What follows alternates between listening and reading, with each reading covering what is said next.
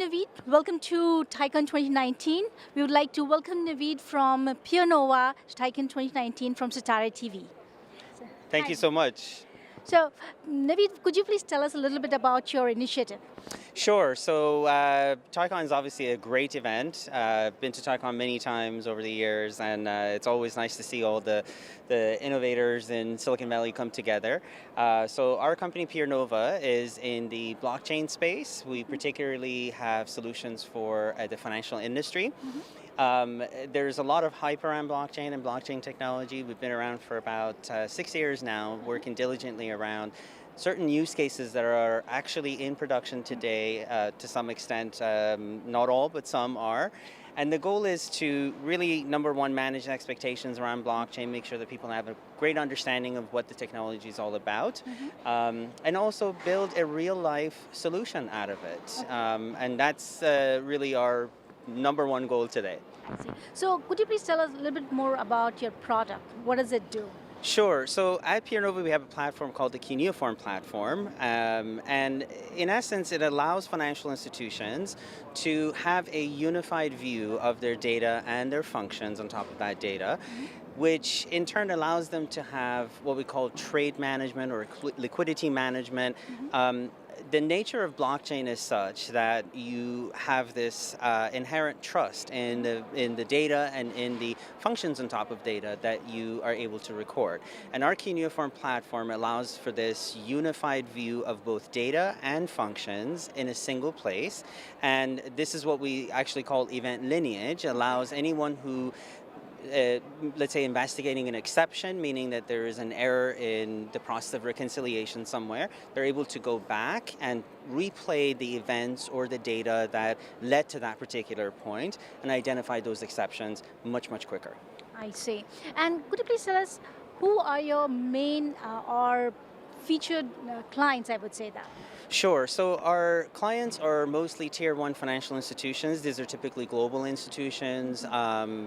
They are clearly large institutions, and therefore, that sort of plays into the potential use cases of blockchain technology on its own. Because, as you can imagine, a large financial institution or a large bank, and for instance, having multiple presence across the globe, which for regulatory and geographical reasons, they obviously will have to have disparate systems and applications in many different places. And so by allowing this unified view that I mentioned, you're able to essentially streamline all of your data and your functions into a single source.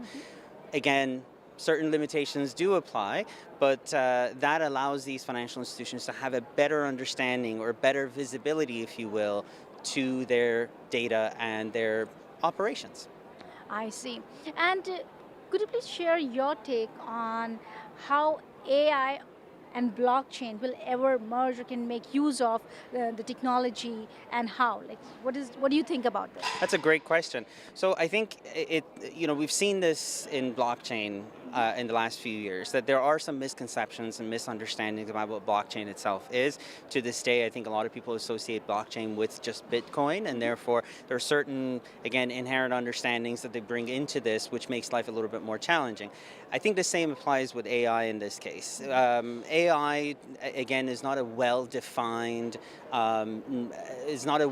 technology just yet for me to be able to speculate as to what blockchain and AI could do together. I could tell you that, for instance, we have seen cases where if you're able to identify certain patterns in your data, which today is a manual process for someone to go through, identify what those, let's say, exceptions or errors in the data are, well, you could apply machine learning, identify certain patterns, and then from there be able to some extent, again, semi-automatically identify those things. And I stress the semi part because, of course, you still need a human element to solve those kinds of challenges. And so I think there is a marriage of sorts, if you can imagine, in the future for blockchain and AI. Right. Except that, again, I think what we need to do is we need to be very clear about what AI means to a particular use case. I think a lot of times I've seen people misunderstand or misrepresent AI as analytics and vice versa even. So something that basic. And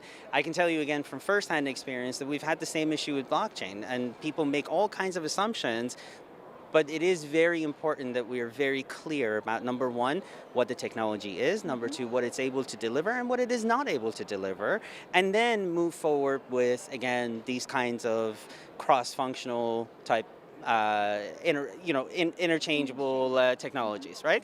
Because one of the things that I was learning and listening actually, because there's a use case study where judges were using AI to solve their criminal cases and so on, and that's where I think it would be a great use of blockchain. For example, you can get into case studies, find out if what is the realistic scenario of those blockchain, because we need that kind of human interference or element in that area as well. So just to make sure if the study is accurate and if the AI can learn from that, because we can make better judgment, and because there has to be some kind of different element in that. So do you agree with something like that? Yeah, absolutely. I think blockchain in essence, the most foundational way, if you will, solves a trust kind of a problem, and therefore, if unfortunately, we have a term here that is almost counterintuitive to what we were trying to communicate, but we say things are trustless, meaning that I don't actually have to trust you, for instance, transacting with me, that you've provided the correct information to me. The nature of blockchain is such that that trust is no longer necessary. Now, I think when it comes to taking that nature of blockchain and saying that, well, I should be able to solve every trust problem with blockchain, to me, is simply inaccurate. And I think the same applies with AI. That's why I want to be very careful about how we see AI and what AI means, again, to a specific use case. So if you can imagine, just because, let's say, there is a transaction in place doesn't mean that trust is a problem. Trust is a problem when, for instance, you have to rely on a piece of data that I'm providing to you.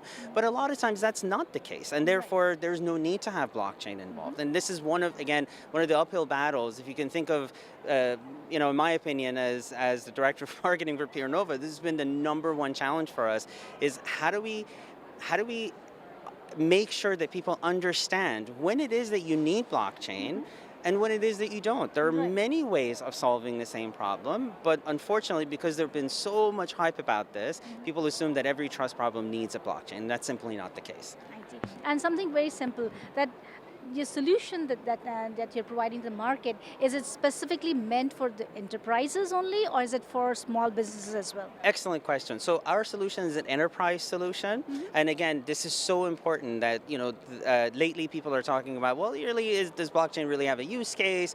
Does blockchain, and in all fairness, we've been at this for some time, and I think the natural tendency is to say, well, we need to see some rock solid applications in place. The challenge is that this is a bleeding edge technology, and so it's going to take years of hard work and R&D to actually make this into something extremely useful. Are we there yet? Clearly not, and that's why we're working around the clock to make sure that we get there at some point. But are we able to solve one problem at a time today, one little problem at a time today? Of course.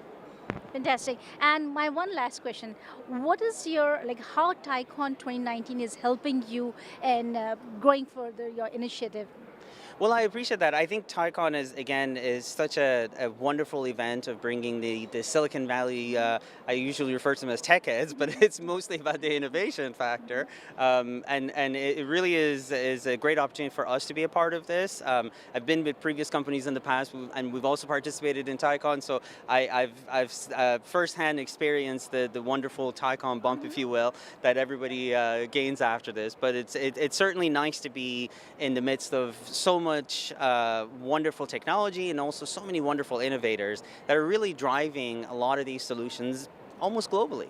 Yeah, great. Thank you so much, Navid. And I would like to wish you all the very best with a great solution out here. And thank you so much for being here. Thank you so much. Thank you for your time. Sure.